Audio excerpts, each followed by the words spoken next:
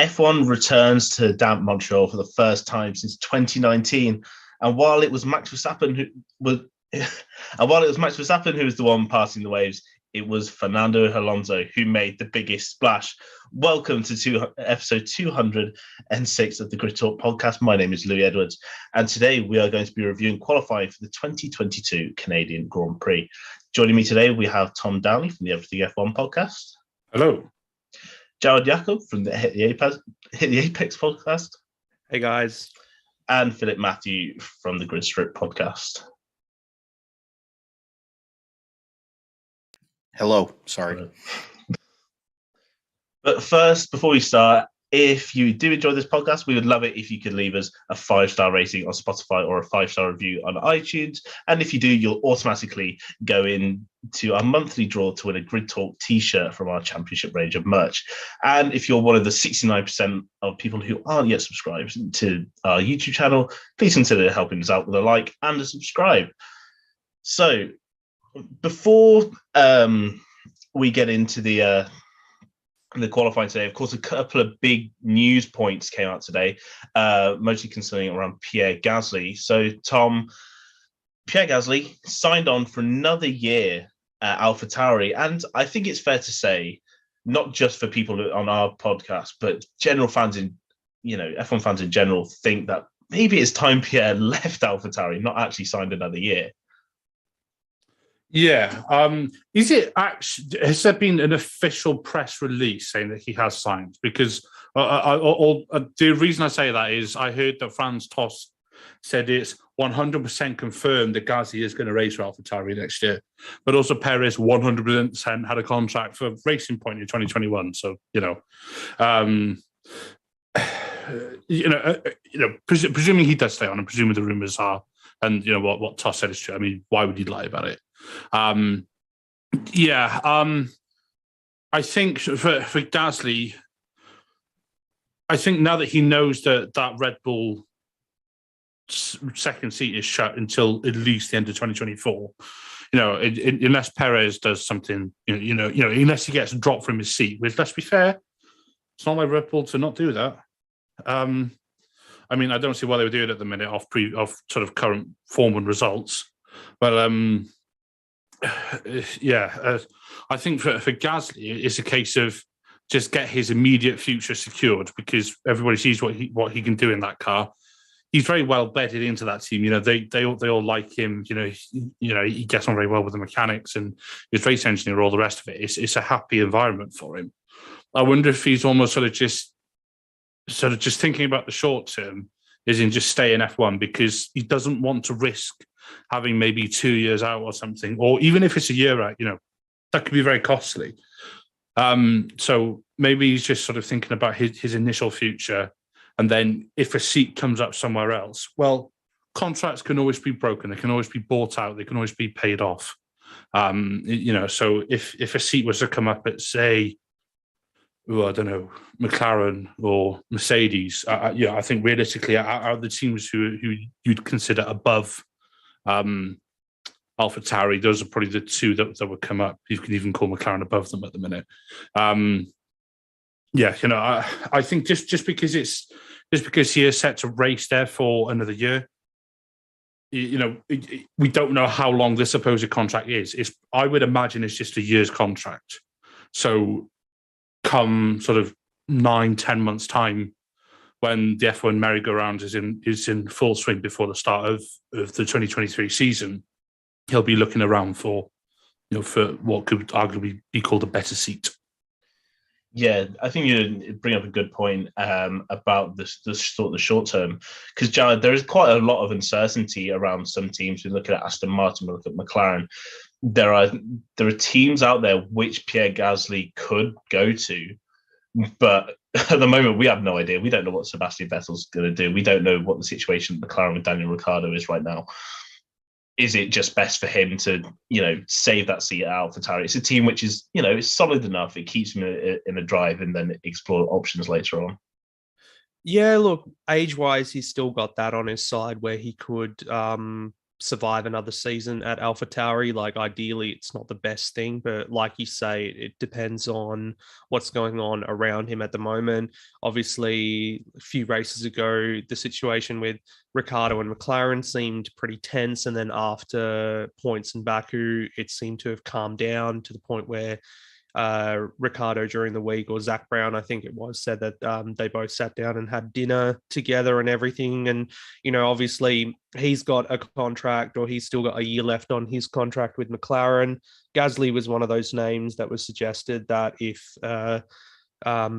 Ricciardo did leave McLaren, that he would go there potentially, and then also Aston Martin if Sebastian Vettel moves. But I think the next month or two heading into the mid-season break is definitely going to be telling as to what happens. So, like, I agree with Tom as well that there's been no like official press release or statement from the team validating that he has a new deal for next year. So I think it could very much change, but at the same time, having that security that, he will be there, be in the same team he's been with for what feels like a million years now for 2023. It might not be the best seat. Like, they've definitely underperformed coming into this new regulation era of AlphaTauri. So he's definitely a driver that warrants a better drive, but also we saw at Red Bull he couldn't cope.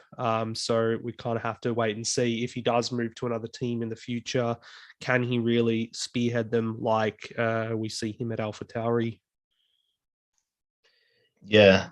And funny, Philip, this news has kind of coincided with another bit of sort of not fully confirmed news, but in the same press conference that Franz Tost did say about Pierre Gasly, Otmar Sassner has said that it looks like Oscar Piastri will have a drive in 2023. So that's quite a big bit of news. Do you reckon Alpine? Do you reckon Williams, Aston Martin? There could be a few options open for him. Yeah, the Oscar Piastri news going with Pierre Gasly too. For Gasly itself, I think he wanted to leave or wanted a better option. Unfortunately, at least next year, that's not going to be the case. So he stayed where he was comfortable. They need a lead dog at the AlphaTauri team because it's questionable what's going to happen with the second seat. So they kept a stable person there. It's not been their best year for them. They've not had a great car. It's on and off, very inconsistent. But at least with Gasly, at least they have somebody who has experience, who has won a Grand Prix, who has been through the wars.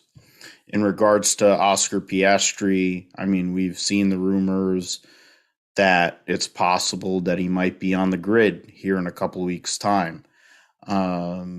The notion that Renault will make a connection with Williams again, which would in turn open up 2 more seats for them to go and have drivers, since they have plenty of drivers in their academy. Considering the guy who qualified on the outside pole and's had a great weekend so far, it makes it very difficult to believe that he's going to be getting replaced, which is one of the places where Gasly would have thought would have been an option. But in regards to Oscar Piastri's future, whether that's at Williams, at least initially, or Aston Martin, or of course the Alpine team, at least somebody who belongs on the grid is going to get on the grid. And that's the positive thing. We're getting to a point now where we're moving towards having people on the grid that actually belong. There's been plenty of news this weekend from certain segments of people that didn't belong on the grid and acting like they're really good, even though they're not really good at all. So when it comes to Oscar Piastri, who has to sit there and kind of take it on the chin, he sat there, he's done his thing, he's been quiet, he's biding his time, and he's going to be able to get into a Grand Prix seat, if not in the next couple of weeks, by next year.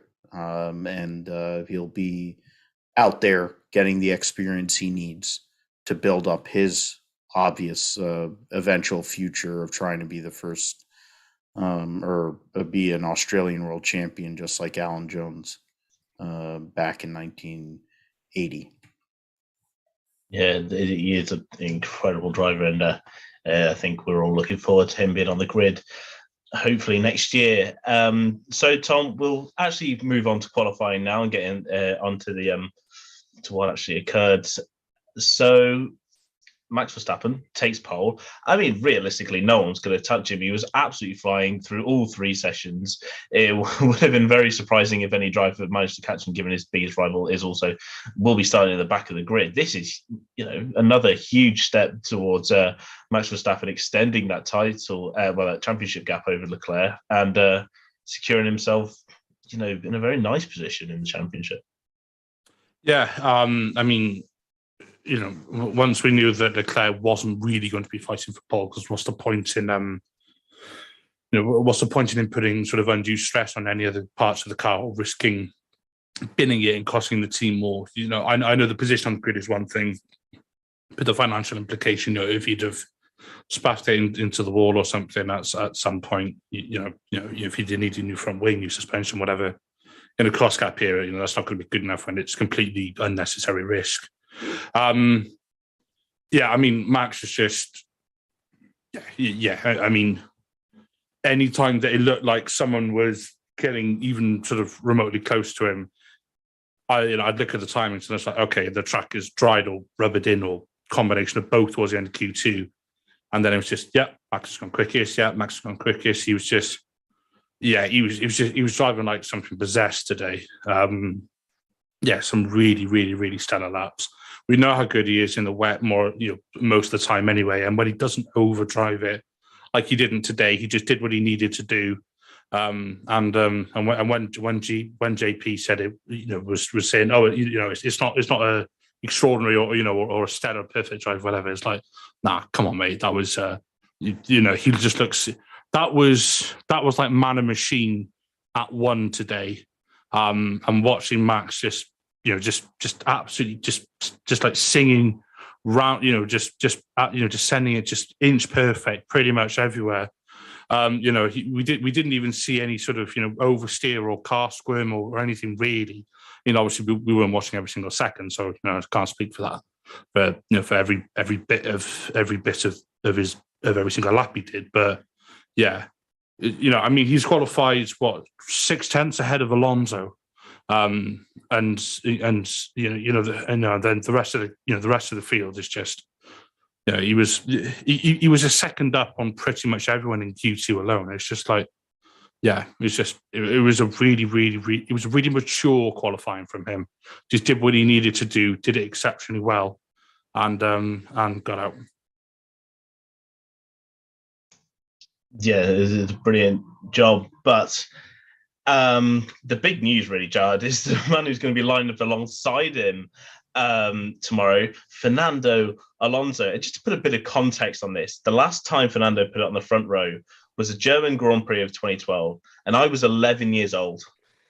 I was 11 years old the last time Fernando Alonso was on the front row, and here he is in Canada. Did a remarkable job. That Alpine looked very, very quick in the wet. It did, and like the last time he was on the front row in 2012 was in similar conditions too at the German Grand Prix. I remember it very well. And it's actually good to see him actually qualify there this year, because we've seen glimpses of him and Alpine in general just have that pace and flashes of brilliance throughout the season, especially in qualifying. And it was Australia, wasn't it, where everyone was thinking he would have put it on pole before he binned it. So good for the Fountain of Youth to kind of validate that position. Will he send it on Max tomorrow remains to be seen. I think he's got nothing to lose in terms of where they are at the moment, but a solid haul of points, I think, on the table for Alpine. It's a track that offers a lot of overtaking, so I'm not sure in the context of things like Leclerc and Perez, who are out of position, where they're going to end up, but we know how well Alonso can race. And, qualifying was never his strong suit, even in his glory days. But yeah, just seeing him up there, I think everyone liked that. No, it was great. As a Fernando Alonso fanboy, obviously I was screaming. I was so happy to see Fernando at that. And honestly, we could see the greatest Fernando Alonso train tomorrow if he sends up the inside of Max. It could truly be an absolute masterclass. Philip P3, Carlos Sainz. A solid job, considering he was really the only Ferrari that's going to be in the contention for tomorrow. But is he going to be slightly disappointed that he's not in the front row? Because he's the only Ferrari that really could take the fight to Max tomorrow, and now he's got an Alpine in front of him. If he doesn't clear Fernando quickly, it's going to be a tough job. We know what Fernando's like. Yeah, it's something that when we look at what Carlos has done at times this year, he's been wildly inconsistent relative to what he's done in previous years. So, yeah, he wanted that front row start, gets a third place start. Who knows? Maybe there's something that happens on the front row. Maybe he can get a decent one. If he goes and has to be behind Fernando Alonso, if it's anything like Monaco, which, I mean, the difference is on this track, you can actually pass. He might be able to get by, but at that point, Max will be gone. Maximizing points for the constructors, trying to put yourself in a position to finish P2 is really what, for Carlos, that's what he has to do. I mean, because they're worried about reliability. They're worried about all kinds of things there. Leclerc, of course, is going to have all kinds of power unit components that are brand new coming from tailback. So his job is to go and kind of hold fort, understanding that Max likely goes and gets this win. Now, if he gets a great start and gets ahead of Max Verstappen, that opens up a whole bunch of stuff. Or if Fernando Alonso sends it and makes it really cool, then we actually have a real Grand Prix tomorrow. But it's something we'll find out. I think Carlos Sainz is just trying to go and get points, which has been an issue for him at times this year. It certainly has been, and hopefully luck will favour his side, because otherwise Ferrari could be in real trouble again for the constructors. Tom, P4, Lewis Hamilton, and he's truly the king of Montreal. He's had so many poles here, so many wins here. And P4 in that Mercedes, I think he'll be very happy with that. I think it's a good position. And if the Alpine's pace isn't great tomorrow, and as we've rightly mentioned already that this is a track that it can overtake, a podium is definitely not off the question, off the cards for Lewis Hamilton tomorrow. Yeah, it could be. I've got to be honest. I think the Alpine is going to have more than enough pace to stay ahead of him. And if I was Lewis, I'd maybe be looking over my shoulder a bit at maybe one of the Haas coming through, because that Merc, I don't know about his race pace. I know Merc have obviously had a lot of work this weekend on the issues around porpoising, and that's a whole different discussion in itself, which I'm not going to get into. But I do wonder about Hamilton's race pace. Obviously, in terms of what he's capable of, we all know what he's capable of, and I did roll my eyes when you said King of Montreal, but he really is, to be fair. I'm sure it was here in 2019 that he broke Senna's pole record, or it might have been 2018. I can't remember, but I remember him getting presented with the Senna helmet in the case. So and I think if Hamilton had a car that wasn't porpoising and causing him as much discomfort as it is, I'd be backing him more to get his elbows out, probably squeeze Sainz out the way and get a podium. At one stage, I did think, oh my God, is it going to be Lewis and Max on the front row again? 2021 flashbacks intensified, but no, we weren't quite there. I don't. The Merc is never going to be that high. But no, it was a good lap, and he set himself up well for tomorrow. whether he can hold the race pace or whether he'll fall back and whether he has to back off a bit due to porpoising. We will see. Yeah, we'll have to see. But it does look like the Mercedes has, been better with the porpoising. I think it's just the bumpy nature of the Canada track, which is still, causing those quite big leaps that we have seen, especially through the free practice. Jawad, I'll come to you for both Haases, considering they're going to be lined up alongside each other tomorrow. P5 for Kevin Magnussen, very impressive, and P6 for Mick Schumacher. I'm going to ask you the $1 million question here, Jawad. Is he going to get his first points tomorrow? Oh, well, he has to, doesn't he? And I certainly hope that he does. They definitely turned it on in the wet qualifying, and it's nice to see that Mick had the confidence in these conditions, and also given the speculation and the talk about him over the last few races, his inconsistency as well. So to be able to put in a stellar performance this weekend, so he's done half of that obviously with qualifying, but if he can just, nail it together in the race and score points, even if he loses a couple of positions, if points are points, and that's what he really needs at the moment, and that'll be his first points in F1. Is his first Q3 appearance as well, or certainly his best qualifying result today. Magnussen as well, gets the most out of the car all the time, and to be 5th and 6th, that's like 2018 or 2017 level Haas performance. So good to see that. But whether they'll stay up there, who knows? I mean, their race pace, I'm not sure if it's on par with those other midfield teams at the moment, or certainly they're probably on the lower end of that spectrum, but certainly they've delivered the goods in qualifying, and we'll see what happens tomorrow. We know how feisty Kevin is anyway, so he's not going to let anyone through in a hurry. I wouldn't be surprised if he's giving Hamilton the old hip and shoulder on the first couple of laps, and we'll see how Lewis manages with the bouncing issues he's had. But really good to see, and my face lit up when I saw purple sectors from Mick Schumacher to get into Q3, and then also in Q3 he was on a good lap, and then eventually came down to finish 6th. So yeah, the great equalizer these conditions are, and it's good to see these names come forward. Yeah, I was definitely happy, and I think a lot of people are going to be keeping their fingers crossed for tomorrow for Mick. In the dry conditions, how quick is that house going to be? We don't really know, but the opportunity's there. He's got to go and take it.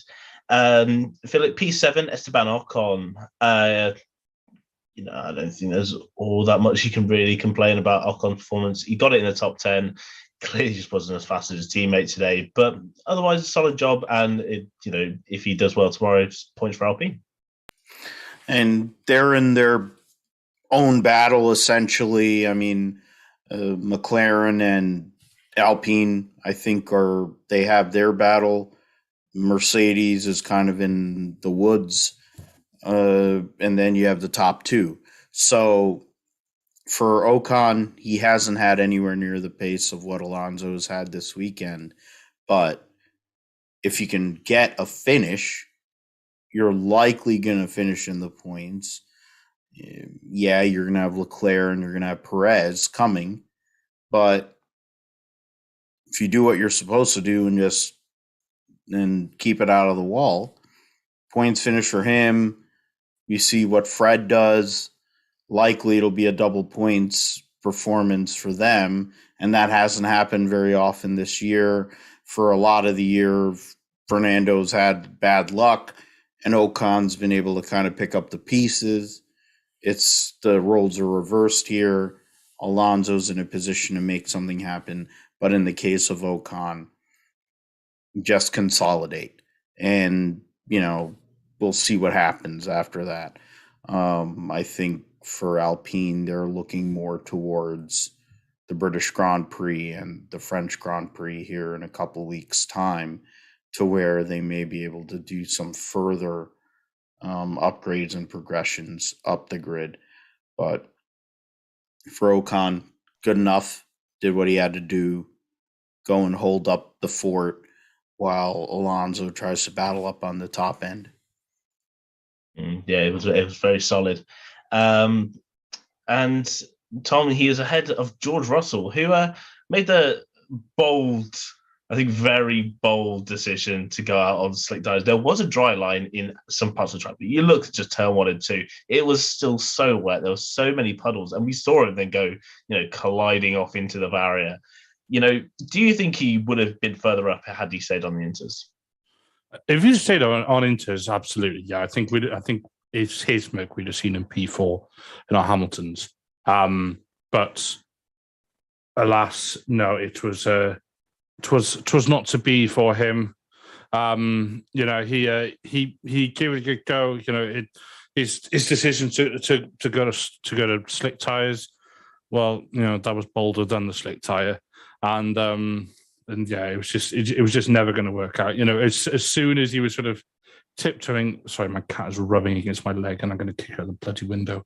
As soon as I saw him come out on softs, and you just saw him tiptoeing around on that lap. As soon as he started that lap, you could see how it was squirming down that main straight. As soon as he entered turn 1, the spray that came off those soft tyres, that looked like a lap that someone would do where they're saying we need to box for Inters. I know there was a dry line forming, but there was too much standing water left on the circuit. And also the tyres just weren't warm enough, couldn't get the heat into them because the track was so damp. So, yada, yada, yada. Just didn't quite work out for him. Ultimately, it wasn't too bad a damage for him. P8, not horrendous, not a true representation of him, especially this season. And I have no doubt he'll end up in the top 5 tomorrow. Yeah, I mean, he's got a perfect record so far, and there's definitely space to go forward for George Russell. Then P9, Jawad for Daniel Ricciardo, top 10. He'll be happy that he's above Norris into that top 10. There is a chance for points tomorrow. Get another set of points after Baku. But the McLaren teams there or thereabouts this weekend. It didn't look particularly great in those wet conditions. Both Ricciardo and Norris weren't exactly setting the lap times a lot. Yeah, well, overall, it was good to see Dan a lot more happier over the weekend, like on Friday in particular. So that might be encouraging in those dry conditions tomorrow. He seems to have got, a better setup at the moment for this track to his teammates. So we'll see. I mean, that's the thing. He got points in Baku, not a lot of points, but points is points. Given his predicament, will he move forward tomorrow? I certainly hope so. He certainly knows how to deliver at this track in particular. Go back to 2014, his maiden win in F1 came here in the Red Bull.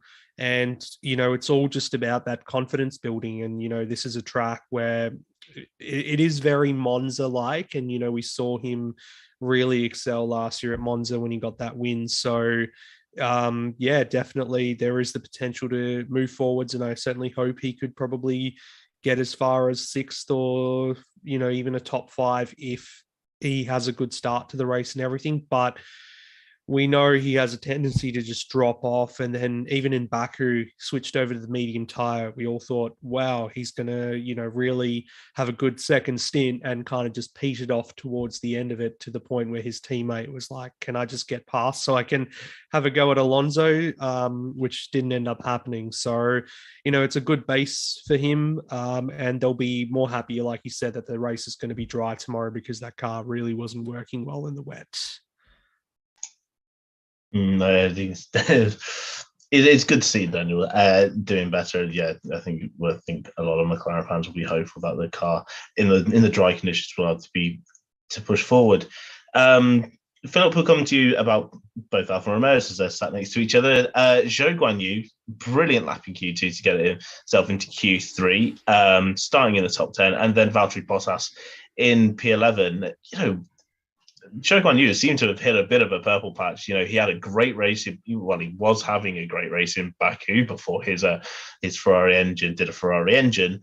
Yeah. But, we've got he's in the top 10. Another good shout of points to get his first points, I believe. I don't think he's got points I may have to be corrected on that one. I think the first race at Bahrain, he got a point. Bottas finished 6th or something in that race. And that might be his only points. That we might have to correct. I think that was... I will quickly check. Shogun, you get 1 point. And that came. Yeah. So, okay then. So then there's a chance for another set of points. He has had a sort of string of bad luck and this car hasn't been exactly cooperating with him. So if things can stay good for him tomorrow, then, another chance for points. Yeah, absolutely, Louis. I mean, you look at what Valtteri Bottas didn't even get much time, if any, in P2 yesterday. It's been quite an interesting run for them in regards to that side of the garage. Zhou, for what certain segments of the fan base want to say about him, he's done what he has to do. Relatively speaking, he's kept it clean. Yes, he's had his mistakes, but he's kept it clean. He's held his end of the bargain. And to be fair to him, he's still learning. This is a new circuit for him, never been here before. To get a Q3 appearance in these conditions speaks a lot to his ability and his talent. And beating your teammate who has way more experience and has done great things in this sport too. So the way that things started for the Alpha Sauber team at the start of the weekend, you theoretically wouldn't have thought that Q3 or being right on the edge of Q3 in the case of Bottas was there. But in the end, you go and get a 10th and 11th. See what happens in regards to the race in dry conditions, knowing that you have 2 really fast cars behind you. I'm trying to make something happen. Who knows? Maybe a safety car happens. You go and do some alternate strategies, and maybe you get a couple points out of it. This car and this team seems to be much better, but it's seemingly track specific. Which I think for a lot of the mid and lower midfield teams, that's the case. You're going to have certain tracks where you're going to be really, really good, and others where you're not going to be able to contend. So we'll see what happens with the Alfa Romeo team here tomorrow. Yeah, I think that sort of comes hand in hand with the new regulations. When you build a car, it's going to work for some tracks. It's not going to work for all of them. It takes until you've gone to all the tracks to really get a full understanding of the car. And for Alfa Romeo, they did a good job. Tom, P12, Alex Albon, had a little excursion into the wall in Q2, managed to, unlike other drivers, get his car out of the wall. But P12, which is definitely not awful for the Williams, given just how pitiful it tends to be in qualifying and in the race in general this season. But is there opportunities for him to go forward? We've seen him certainly come back from worse places. Yeah, aside from his little venture into the wall, I actually thought it was quite a good qualifying for Albon. I don't think he meant to mount the barriers where he did, but I think we can call that Canadian corner from now on, because I know Stroll had a venture off there, I think 2017 or 2018 with Brendan Hartley as well. It was he was close to Q3. I don't think he was ever quite going to get there because, like you said, the Williams isn't great in quali. If he gets a bit of luck tomorrow, if perhaps he gets a good launch while some others get a not so good launch, we might see him move up into the points. If the track dries out, I would imagine the Williams will fall backwards a bit. It was a good showing from him today. He is out driving and outperforming that car, and indeed his teammate. And he's been on the cusp of Q3 a few times. He's obviously scored points at least twice this season, I believe. I'm fairly certain he's 3 times this season, but I may well be wrong, and I'm sure the internet will tell me. But it was a good performance from him today. The prang into the wall, much like the other offs that we saw today, he just didn't quite fire his tires up, and he locked going into, was it turn 5, turn 6? I'm not quite sure which one that is. Because turn 4 is the chicane where Perez obviously went off. So I think it is turn 5 coming down towards that hill. Well, I say hills, I think anyway. Point is that corner. We saw him going in. He just snatched at the brakes a bit, and it just you as soon as you saw the tire lock, he was a passenger at that point. But he managed to decelerate the car enough that he only gave the wall, instead of taking his wing off, he just gave it a little smooch. So it was, it was good drive from him today. It'd be interesting to see what he can do tomorrow. Yeah, definitely. I was trying to think of the corners in Canada because I forget that turn 1 it's just that sort of kink, and it then goes on from there. I think that's maybe like turn 7 or something, like even from where said it. But no, it's two previous places, I believe, because you got 2 points in one race and then a 10th in another. I could also be corrected on that. But we'll swiftly move on before I sit here and think about Alex Albon's points too much. To Sergio Perez, Jawad, and I think I thought you can really describe as disappointing. He really did not look like he was going to make that corner. I think he should have maybe done what Carlos Sainz did and maybe bailed it down the escape road. But he hung in there, and unfortunately, then his front wing then hung into the barrier, and he couldn't get out. So, it's going to be disappointing for Red Bull, considering that they knew that Leclerc is going to be at the back of the grid. They probably wanted both drivers at the front to get as much points as possible, but now he's going to have to fight back from 13th. Yeah, and I think one positive thing that I found from that as well, I had to do a bit of digging, was that in 2012, when Perez got a podium in the Sauber, he started from 15th. So if he starts from 13th, there is a potential for him, especially with a strong race car, to come up. But he just did not seem very comfortable at all in qualifying. And like as you said, just found the wall, and the front wing kind of dug into that Tech Pro barrier, and he couldn't even reverse out, because I think we had a couple of cars go off earlier in Q2. I think it was Sainz and Albon who were able to find reverse and get out of there, but it wasn't the case for Perez. But we generally see the best of Checo on a Sunday anyway, so I feel like in that Red Bull he could really put on a show from there and fight back to get into the points. But like you said, given the fact that Leclerc starting from the back of the grid, really it was a weekend for Red Bull to go for the jugular in terms of the constructors, and also for Perez as well, now that he's P2 in the championship, to pull out a bit of a gap on Leclerc so that George Russell can kind of put pressure on him as well if Russell continues his excellent run of top 5 finishes. But yeah, I feel like we'll see some good overtakes from Perez tomorrow. Yeah, if you're going to rely on anyone like to look after their tires and make it to the end of the race and do a good strategy, then it's certainly going to be Sergio Perez. Philip, P14, Lando Norris. Not really much you can say about Norris. He scraped through in Q1 and then had a PU issue in Q2, which meant he couldn't really set much of a flying lap. And yeah, P14 is definitely going to be a difficult race for him tomorrow.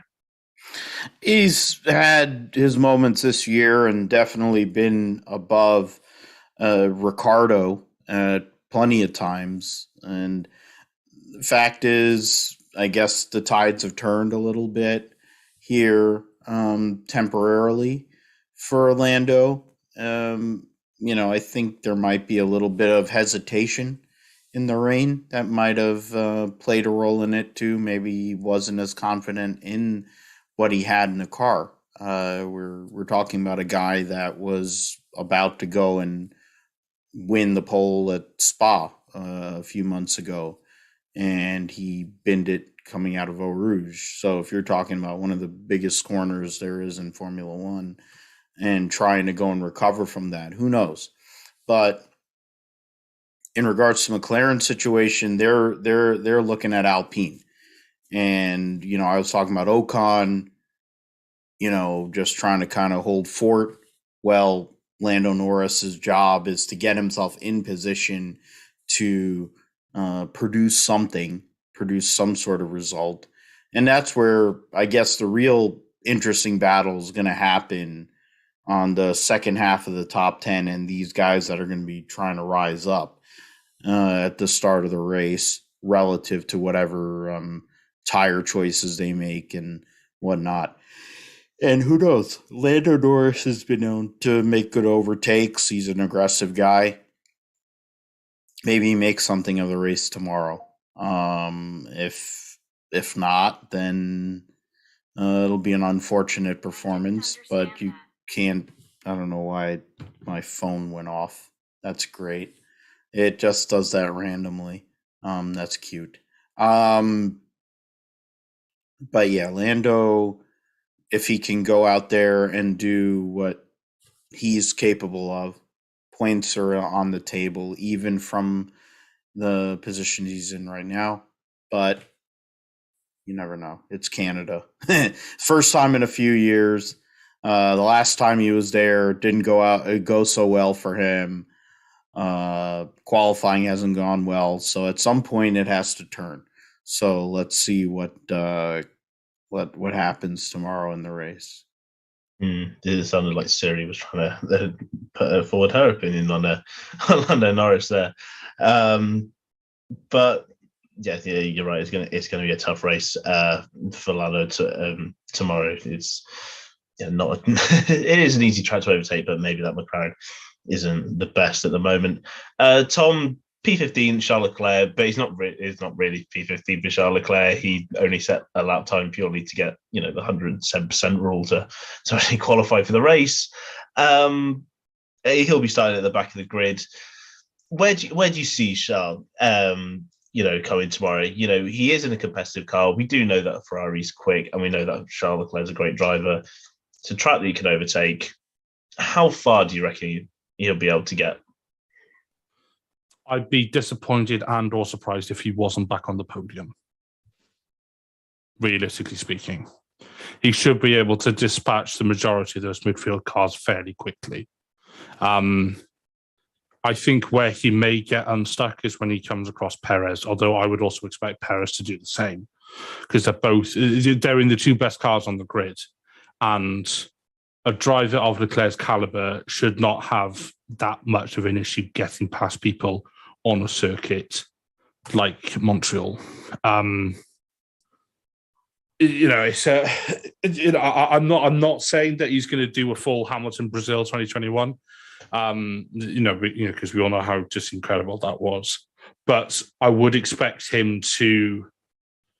When I say him, I mean Leclerc now. I would expect Leclerc to be able to move through the field with a degree of ease. He will probably meet resistance from the likes of George Russell, Hamilton as well. I would imagine will put up a decent fight. But I think he will in time. Over the race, dispatch those two. Strategy is obviously going to play a part in it. We know what Ferrari strategy are like. Not exactly a love story like Twilight, but they'll. I wonder if they might go a bit aggressive. Sort of get him through the field, build a bit of a buffer, get rid of a set of tires that they need, then stick him on another set. Also, if we're going to have interchangeable weather tomorrow, I should rather say changeable weather conditions tomorrow, then there's really a possibility that there could be something that happens. I don't know. We will see. But to sort of reiterate and round out what I've been waffling about, I would expect and almost anticipate Leclerc moving through the field back up towards the podium places. Yeah. I mean, it's what we come to expect from Charles Leclerc. But let's just hope he doesn't reiterate his Monaco performance trying to come from the back of the grid and maybe cause a bit of chaos.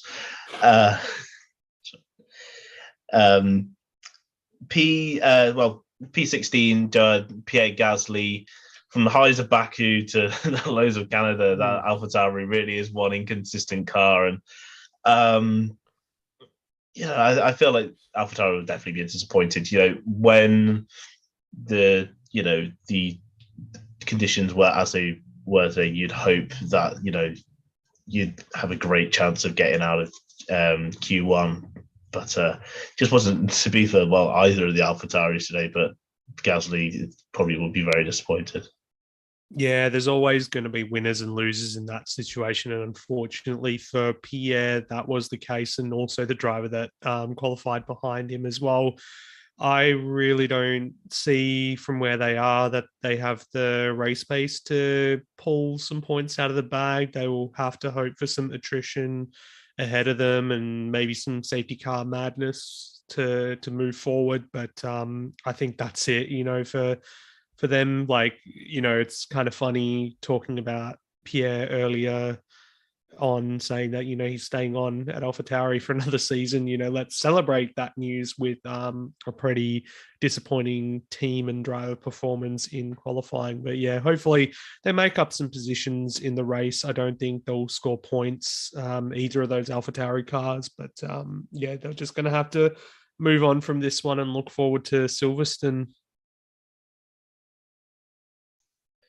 Yeah, definitely is. It may be one to forget, considering we'll touch on Yuki Tsunoda later, but he will be starting at the back of the grid regardless of whether he really qualified today. Philip, the de facto home race for Aston Martin. They may be a British team under a British license, but they are effectively owned by the Canadian mafia. And P16 for Sebastian Vettel, who was very angry over the radio with his performance. I think he was bitterly disappointed. And then Lance Stroll in his home race, putting it 17th. It's definitely not going to be you never know what could happen with Aston Martin, but realistically, I don't see them shifting from the back of the grid tomorrow. Yeah, you get yourself buried in that spot. I mean, Vettel had pace yesterday, Louis. Even Lance had pace. That tells you, I guess you have to the squirrel has to find a nut once in a while. I've said that multiple times on this show, so I'm just going to go with that again with Lance. But, Vettel is a great rain driver too. So the fact is, if you gave him anything of value, not only does he get in a Q2, you give yourself a chance. You look at what happened in Q3. I mean, that's just crazy. It's unfortunate for him. Their setup went down the pipeline like he has on his helmet, because it was just a disaster today for Aston Martin. Stroll F1, they've drove it right into the ground, and God bless them, they both figured out a way to fall out of Q1. And you're taking a 4-time world champion with you. If they can, I don't know what they're going to do tomorrow, but fundamentally, I would say if I'm Vettel, I'm like, this is nonsense. We had great pace in the dry. Theoretically, it's going to be a dry race. Overtaking is going to be there, but you've also got Leclerc behind you. You got Perez ahead of you. The math doesn't really work. I don't care what strat you have, and they're not known for having great strategy for their history. So, in regards to Vettel, move up into the top half of the bottom half of the grid, and then Stroll probably crashes into something or someone because that's what he's good at. Yeah, well put. And Stroll won't be the only Canadian in the back, Tom. He is joined by his his fellow Canadian, who's actually, I believe he is actually from Montreal, so true home race for Nicholas Latifi. But he'll start P18 tomorrow, despite qualifying 19th, which tends to be quite a familiar position for him.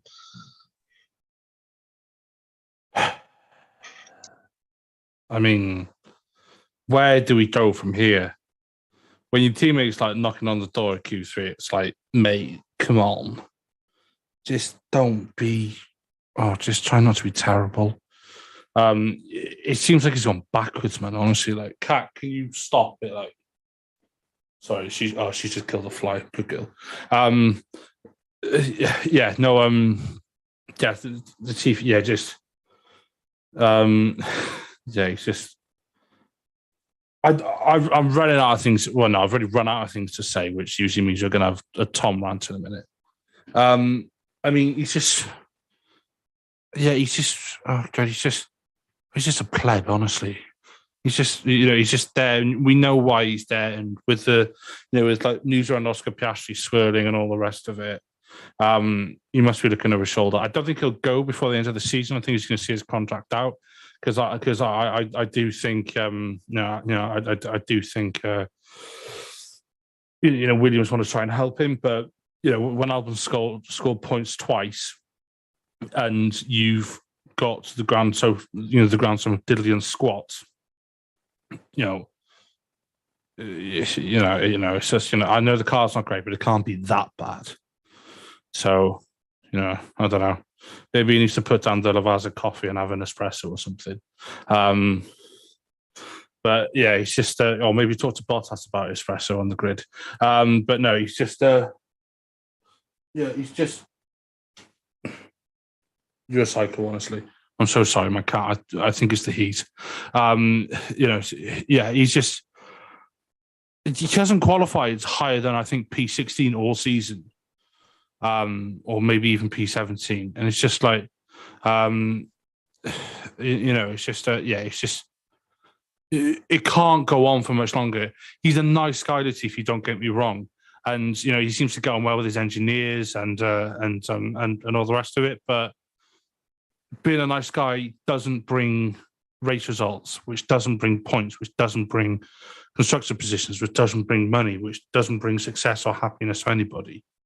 I mean, yeah, he is on the F1 grid, and there are so many people who would kill to be in that position, and only a finite amount of people are worthy, or a very small selection of people are worthy of that position. I honestly don't feel that Latifi is one of those anymore. When he started in 2020, I thought, okay, he's new, it's a big step from F2. The thing is, he was never anything special in F2. So, he was there for 5 seasons or so. He came second in 2019. That's because all the other competitions buggered off because they'd all won before they'd already come through. So, and it's not like he's 22. He's the same age. I think he's born the same year as me, 1994. So he's 27, pushing 28. He's not young. I mean, okay, yeah, he's better than Mazepin, but I mean, anybody's low competition, isn't it? Yeah, exactly. Yeah, but it's just. I think with Latifi, obviously we saw him get a couple of points last year. He seemed to do okay last year at times, but he was also. But I think also his performances were maybe somewhat covered by the performances of or the lack of performance by Mazepin, etc. last year. So I think now that the spotlight, I'm sure I've said this before, but now the spotlight is firmly on him and Stroll as the ones who have somewhat something to prove, especially given they've been in F1 for multiple years. His days are numbered. His time is up. He needs to go. I'm not saying boot him out before the end of the season because the team needs stability, even if that stability is an absolute, can't say that, driver. See, I'm getting better. He's going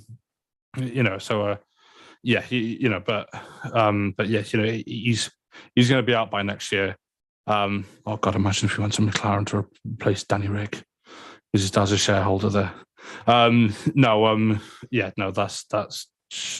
sure as hell not going to happen.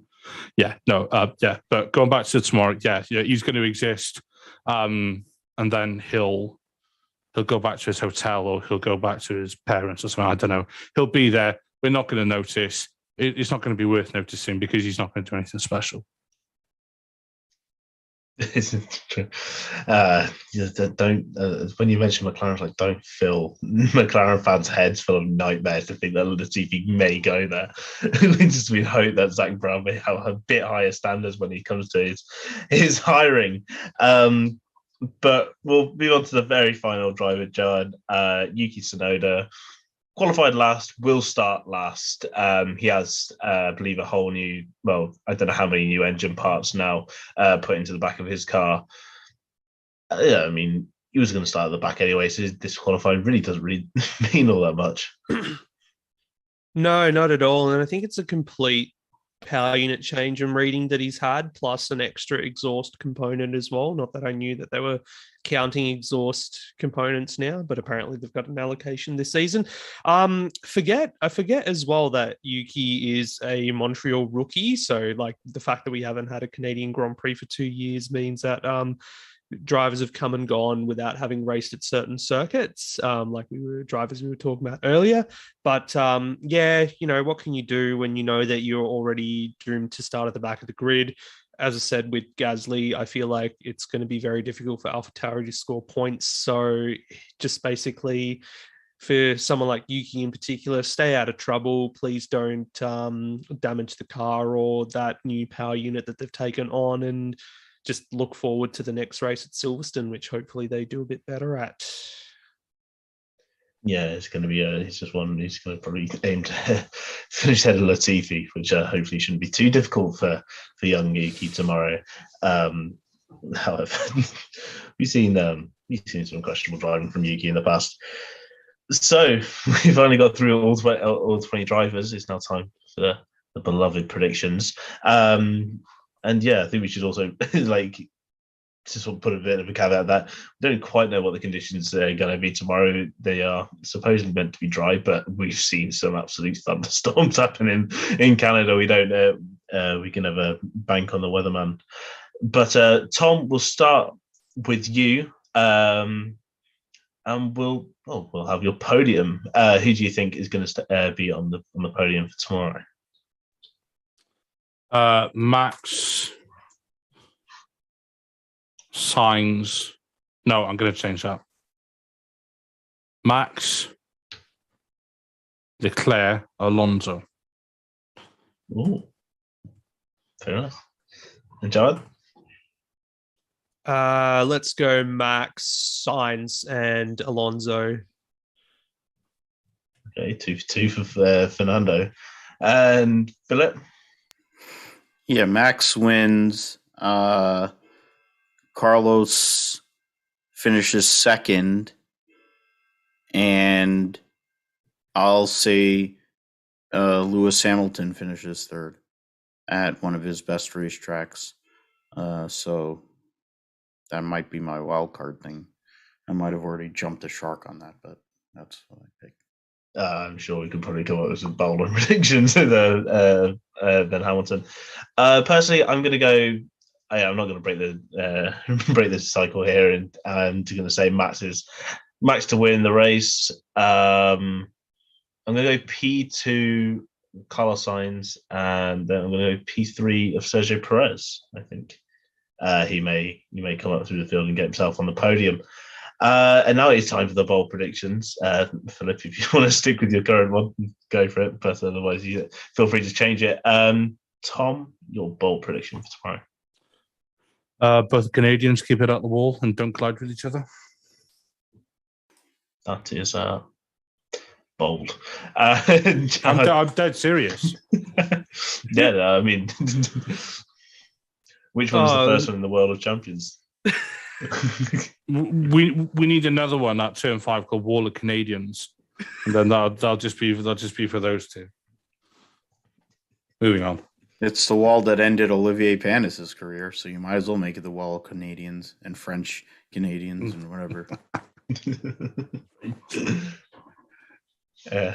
Jared, your bold prediction. Yeah, I was going to say a double Canadian DNF would be my bold prediction. It's a bit too safe. Is that bold? Well, I need to get one sometime, so... Yeah. Okay. I mean, I'm not going to go with the Lewis on the... I already did the Lewis on the podium, so I'm just going to go safe the way that George used to do with talking about George Russell getting points. Well, I'm going to go really bold. Even though he's in the top 10, Mick Schumacher is going to score points. Yeah. Tomorrow. That's more like it. I'm doing it for Haas. I'm doing it for Haas as an American. Haas.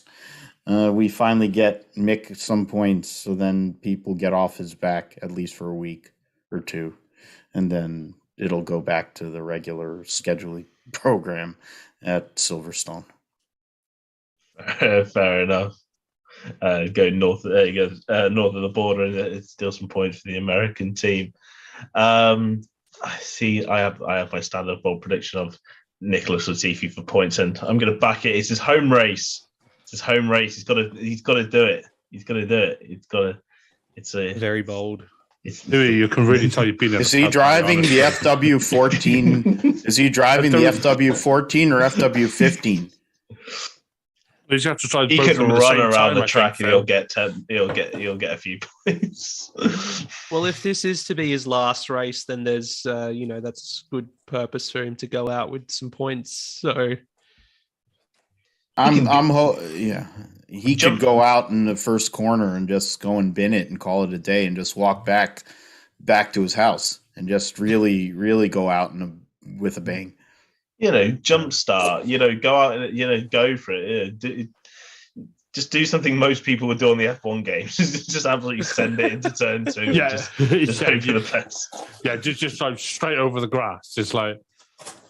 Yeah, what do you mean? I haven't got the corner cutting. Yeet it, yeah. Go and yeet it, and so you're not like Tiamat Marduk. Yeah, let's go and do it. Yeah, I've got faith in the well, I was about to say young Canadian, but he's not as young as most of the drivers on the grid. Anyway, so that is all from us today. If you're listening to the show live, thank you for currently joining us. We do live stream all of our shows on YouTube, so if you are listening to this afterwards, make sure to go to our YouTube channel, hit like and subscribe, and then also turn bell notifications on so you get notified every time we upload, and every time that we go live. You can join and listen to this podcast being recorded early, and also ask us questions in the post show. And we're also available on Spotify, Apple Music, Amazon Music, Google Podcasts, Pocket Casts, Omni Studio, and Verbal, as well as the F1 Chronicle website. Just search for the F1 Grid Talk podcast, and you can also check up the write-up for this session on the F1 Chronicle website as well.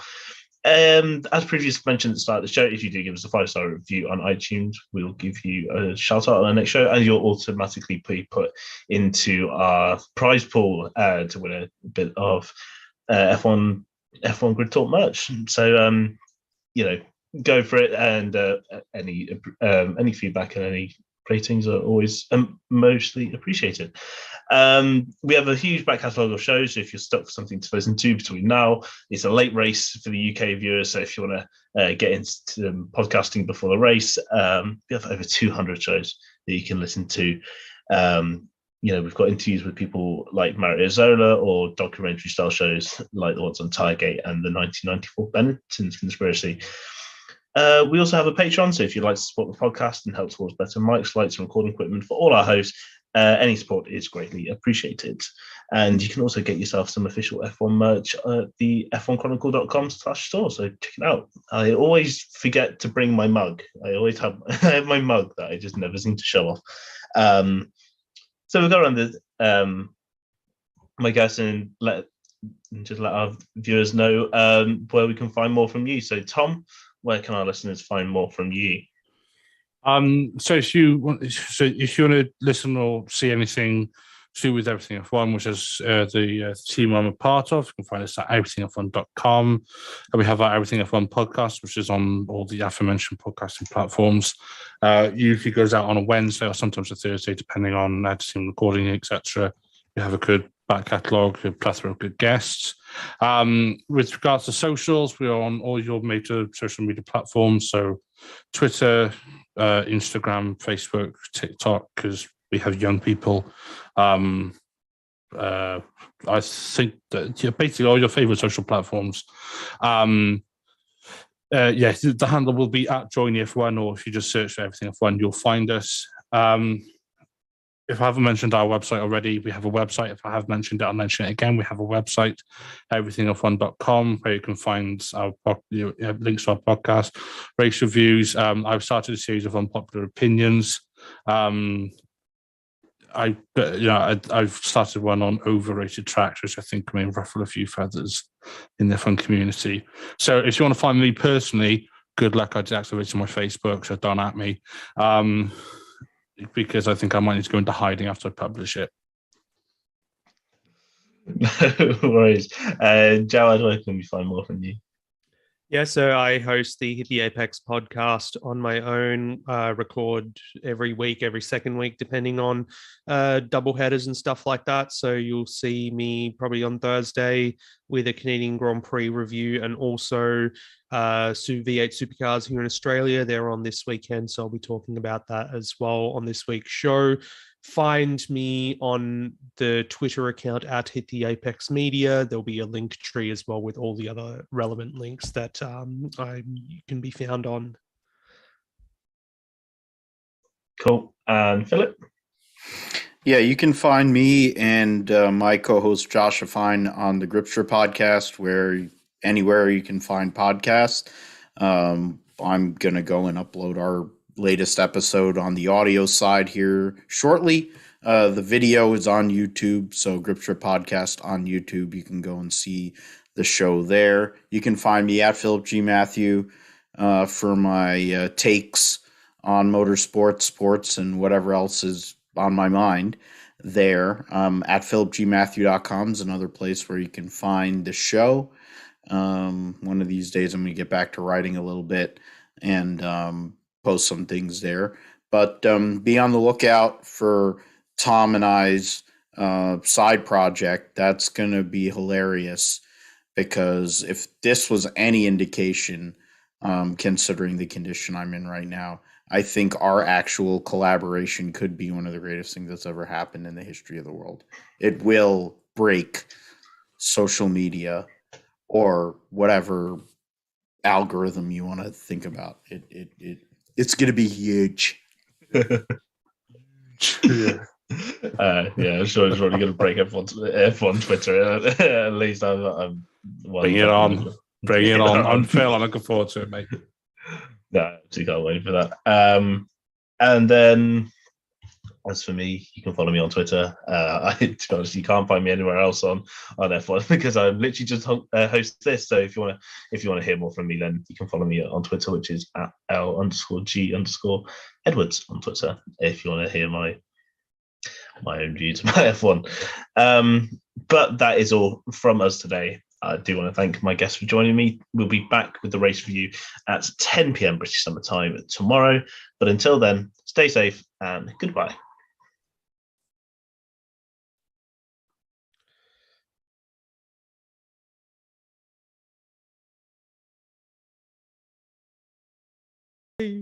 Boys.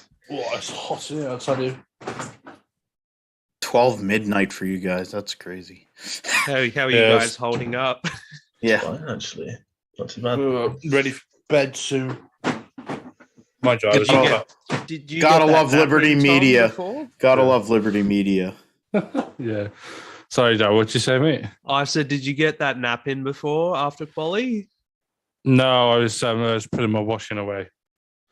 And then I was doing fun adult chores like changing the cat's litter trays. Because one of them did actually honk and poo, so I thought I'm going to change it here and now. Excuse me. I'm so sorry.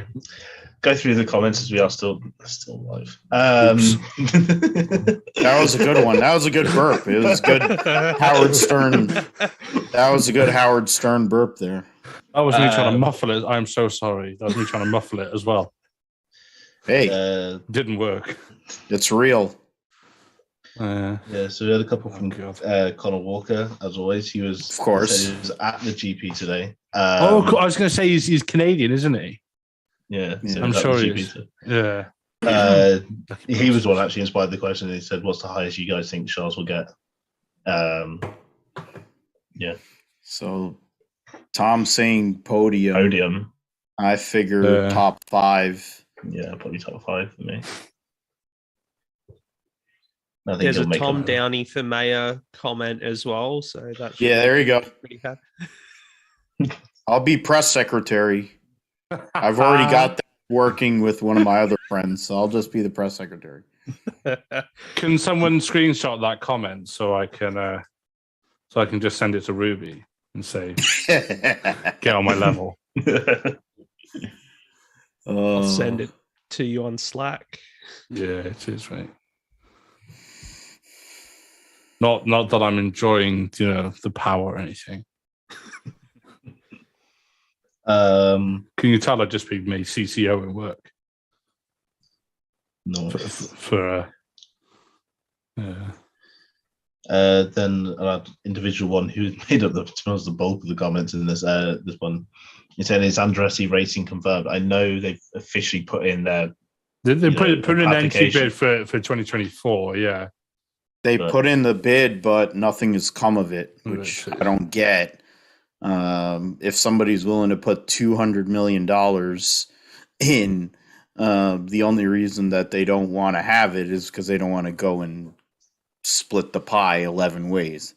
That's fundamentally the only thing, because Andretti Formula One, Andretti Autosport, whatever they be called, would probably bring up the level of the grid. They'd be right in the mix with the back end teams, the three teams that we think of on the back end, which is Williams, Haas, and Alpha Sauber.